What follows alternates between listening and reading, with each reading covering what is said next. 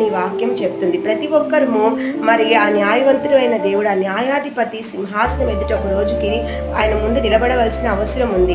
మంచి క్రియలు చేస్తుంటే మరి ఆయన నుంచి బహుమానాలు పొందుతాము దేవుని దగ్గర నుంచి, లేదు చెడు క్రియలు చేస్తుంటే తీర్పులోకి వస్తాము.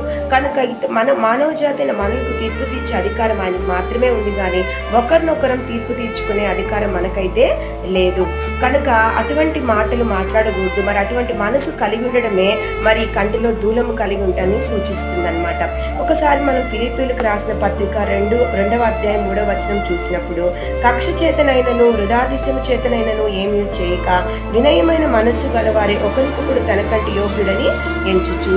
కనుక మనం ఒకరితో మాట్లాడేటప్పుడు, ఒకరితో మెలిగేటప్పుడు మనకన్నా వారు యోగ్యులని మనం ఎంచుకోలే, కానీ వారికన్నా మనం యోగ్యులమని, వారు మనకన్నా ఏదో తక్కువని వాళ్ళని అవమానించే విధంగా మనం మాట్లాడకూడదు, మనం ప్రవర్తించకూడదని వాక్యం సూచిస్తుంది.